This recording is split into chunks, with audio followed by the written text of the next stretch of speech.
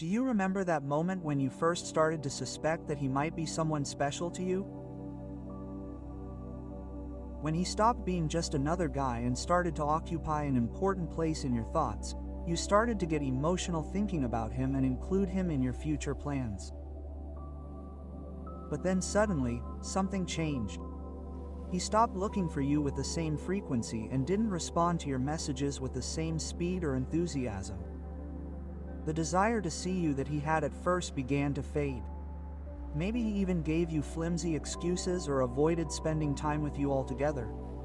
You realized that he was becoming more distant and cold, and you feared the worst. It wasn't a gradual distancing, but he simply disappeared without warning. So, the big question is, what happened? What can you do about it? Today, I'm going to tell you exactly what to say and do when a man pulls away. Most of the romantic advice you find here and there sounds good, but often doesn't work. However, here, you'll find real solutions. When a man pulls away, there's a simple but powerful action you can take to avoid making mistakes. First, let's identify what you should avoid doing, which is interestingly enough what most women tend to do in these situations. How does an insecure person usually react? They usually make one of these three main mistakes. 1. Provoking sympathy. 3. Berating and blaming. Let's start with the first one. Provoking sympathy. We live in a culture where certain behaviors are unacceptable unless they are justified by love. In the name of love, we are allowed to lose our dignity, humiliate ourselves, and drag ourselves down. Remember the movie License to Kill? Well, you've been led to believe that true love gives you a license to run around. Without you, I don't know what I'll do. If you leave me, I'll destroy myself. I need you more than air, please. Stay with me one more day, just one more. The result of these actions is disaster. The more you try to elicit pity, the more he pulls away. If he's a good person, he might stay a little longer out of pity. However, every moment he spends with you out of compassion is like a dose of poison in the relationship. Pity kills attraction. When he's finally free of this obligation, he'll have such a negative memory of the experience that he'd rather not think about you. So naturally, he'll try not to. The second tactic, trying to make him feel guilty, doesn't work either. I understand that suddenly, he stops giving you the attention that you feel he deserves and you feel hurt, despised, offended, angry. He has hurt you and you want him to get what he deserves, a good lecture to make him understand how badly he behaved. To calm your anger, you hope that he will admit his mistake, repent and sincerely apologize so that you can forgive him and move on together. This is the scene you imagine. But at the first complaint, he distances himself even more. Why does this happen? Because in reality, you are not reprimanding him from a position of authority or power, but from necessity. Do you understand what I mean? You criticize him, but you need to. You act defiant, but it is just a facade. You pretend to be strong, but deep down, you need him to give in. Who do you think you are to treat me like this? Why haven't you responded to my messages? I hope you have a good reason. It seems like a good idea to disappear without saying anything about the reasons he already had for distancing himself from you. Now he adds more. Oh my, what a complicated person. She'll always be just as jealous. We barely know each other and she's already so possessive and insecure. If she's already so controlling after such a short relationship, what won't she do in a few years? And if it doesn't work, we resort to guilt. Because of you, I'm going to fail the exam. You see the financial situation you're leaving me in. You're the reason I started smoking again.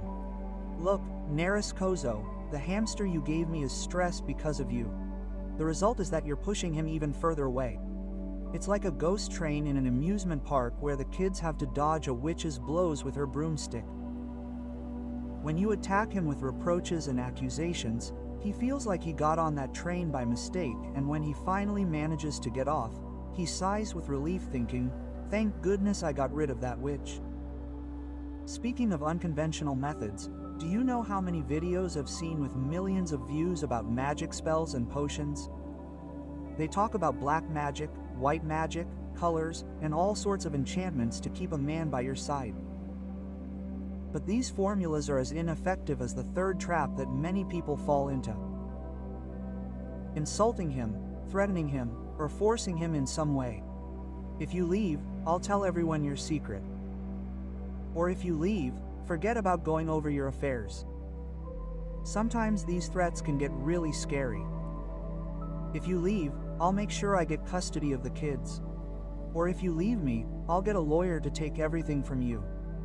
In extreme cases, desperation drives some people to threaten false accusations. Speaking of extreme situations, imagine how I felt when someone held me at their house one time. Yes, they locked me in so I wouldn't leave, and now I want you to think about this. When I finally got out of there, do you think I wanted to go back to that place? Don't make that mistake. Avoid drama and don't let anger get the better of you. It's easy to get carried away and start yelling or saying terrible things that you don't really feel. Be very careful about this because even if you don't really feel it, the wounds you open may not heal even after the anger has passed. The problem with all these tactics is that they try to force him from the outside to satisfy your desire to be with him, but they fail to awaken his genuine interest in being with you. What really matters is that this desire arises naturally from within him. Think of your relationship as a little plant in a pot. Your job is to nurture and support it so that it can grow on its own. However, when you resort to compassion, guilt, fears, or any emotion that is not its own desire, it is as if you are forcing the plant to grow by pulling on it. And some people, when they see that the plant seems to grow a little more by pulling on it, mistakenly believe that they are helping it, but in reality they are hurting it. Also, notice that all of these strategies are born out of necessity. As I always tell you, necessity pushes away. While others try to elicit pity, guilt, or blackmail from a position of need, you, as a confident person, are going to adopt an approach of independence. Ready? I am going to show you how to talk to this man who is pulling away from you and completely surprise him. Simply tell him, I want to be honest with you. You are a wonderful person with a lot to offer, and I would like to continue exploring and learning about your qualities. But lately, I have been feeling different about you. I want to know what is going on and if there is anything I can do to improve the situation. I would like you to tell me with complete sincerity.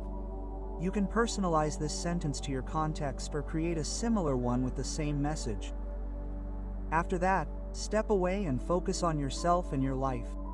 Because by doing this, you will have already done your part and it will be up to him to make the next move. And do you know why this is so effective? Because you are sending all the right signals about yourself. For starters, instead of starting with accusations or criticism, you are choosing to give him the benefit of the doubt. You may have your own assumptions, but you will always give him the privilege of doubt and treat him as if he is innocent until proven guilty. This ensures that he doesn't feel attacked and at the same time shows that you are a person of integrity who expects the same from others. By assuming their innocence, you are communicating that you are a person who values themselves and surrounds themselves with people with high values. In this way, you are setting high expectations for your partner, expectations that they will feel motivated to meet. Furthermore, by mentioning that you want to continue getting to know them, you are achieving two things. First, they will understand that you are not rushing or trying to trick them. Second, you are making them feel special and appreciated. And do you know what we do when someone makes us feel that good? We want to spend more time with that person. On the other hand, they will see that you are not afraid to be honest and express your feelings. You will be the confident person who does not hide their vulnerability, eliminating the need to play mind games. You see, you are disarming all barriers, avoiding ego clashes and encouraging them to do the same through your example. Finally, you show him that you are a person who seeks solutions instead of focusing on problems, who prefers to build rather than dramatize. Do you realize how hard it is to find someone like that? Because you are trying to understand, discover, and grow. Why? To improve yourself instead of blaming others or playing the victim, you take responsibility for yourself and your desire to continue growing as a true winner. You are someone he has not met even in his wildest dreams. Let me emphasize this one more time. This type of approach only makes sense if you then give him space and focus on yourself, your goals, your interests, your attractiveness, and on getting to know other people. In other words, use this time to grow. Trust me, for a man, there is nothing more exciting than meeting a woman again and seeing that she has changed for the better.